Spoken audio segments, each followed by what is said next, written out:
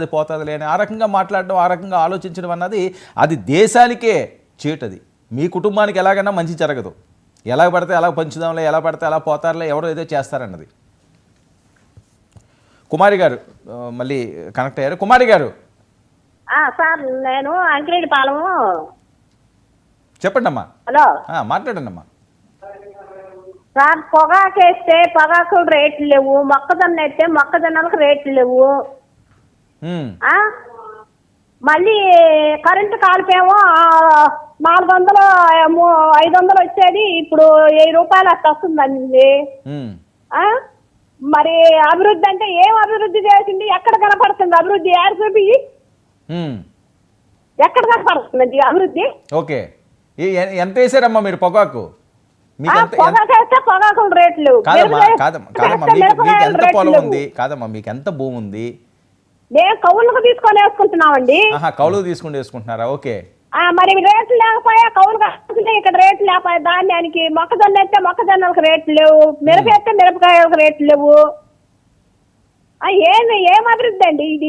అసలు రైతులు నాశనం అయిపోతున్నారండి. ఓకే, ఏమి అభివృద్ధి చేస్తున్నాడు? ఎవరికి అభివృద్ధి చేస్తే సుఖం అండి? రైతులకు అభివృద్ధి అది.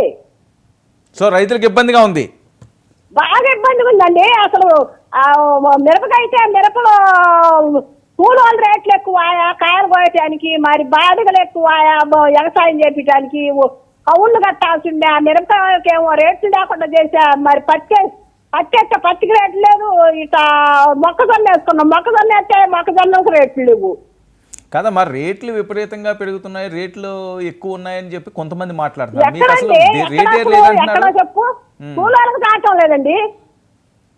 500 600 కూలోళ్ళకి అడుగుతూనే రేట్లు లేకపోయా.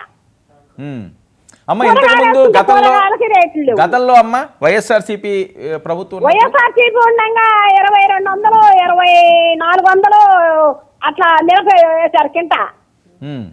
ఇప్పుడు 1200 1300 మిరపకాయ పోయిన వచ్చానేమో 600 700. కౌలుకు తీసేసుకున్నాము. కౌలు వాళ్ళకి కట్టాలా, కూలోళ్ళకి కట్టాలా? ఇక్కడ రేట్లేమో ఇక్కడ చేసుకొచ్చానేమో వాళ్ళేమో కొనకపోతుండ్రి, తక్కువ రేట్లు కడిగి ఏం చెయ్యాలా? తాకట్లు పెట్టి చేసుకొచ్చి అప్పులు చేసుకొచ్చి పైర్లు వేసుకున్నాము. ఓకే ఓకే అమ్మా, మీ ఆవేదన అర్థమైంది కుమార్ గారు. దాన్ని అభివృద్ధి అంటారండి. ఇది పరిస్థితి. నేను గ్రూపులో ఉంటే 45 ఏళ్ళ డబ్బులు నాకు వచ్చేదండి, అవి కట్ అయిపోయినాయి. మరి గ్రూపులో ఉంటేనేమో 12,000 వచ్చేది సంవత్సరానికి, అవి కట్ అయినాయి. రైతు భరోసా, మా ఆయనకు రైతు భరోసా పడేది, అక్కడ ఉంటే 30 సెంట్లు, దానికి కట్ అయిపోయినాయి. ఓకే ఓకే కుమార్ గారు, థ్యాంక్ యూ. ఇంకేం చేస్తున్నాడు అభివృద్ధి? ఏం లేదండి. ఇప్పుడు వ్యవసాయం అనేది ఒక చాలా crucial sector for AP. AP ఇప్పుడు డివిజన్ అయిన తర్వాత 32% జీడిపి వ్యవసాయ రంగం నుంచి వస్తుంది. సుమారు 62% మంది వ్యవసాయ రంగం మీద ఆధారపడి ఉన్నారు. ఈ వ్యవసాయం రంగంలో అంటే ప్రభుత్వ పథకాలు, ఉచితాలు దేనికి సంబంధించి ఉన్నా ముఖ్యంగా కొన్ని పథకాలు మాత్రం అమలు జరగాలి.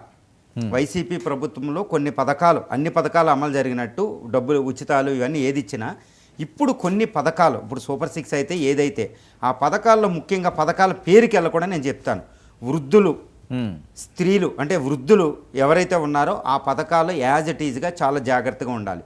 2 వ్యవసాయదారులు, ఇప్పుడు రైతు భరోసాలు అంటే ఏదోటి, రైతులకి కరెక్ట్గా గిట్టుబాటు ధర అందించకపోతే అది ఏ ప్రభుత్వం అయినా మనకి చాలా ప్రాబ్లమే. గిట్టుబాటు ధర రైతులుగా జరగాలి. రెండోది ఏంటంటే, ఎందుకంటే ఆంధ్రప్రదేశ్ అనేది వ్యవసాయ రంగం రాష్ట్రం. ఆంధ్రప్రదేశ్ డివిజన్ అయిన తర్వాత ఇంకా ఇప్పుడు భారతదేశంలో ఉన్న ఏ రాష్ట్రం, పెద్ద రాష్ట్రం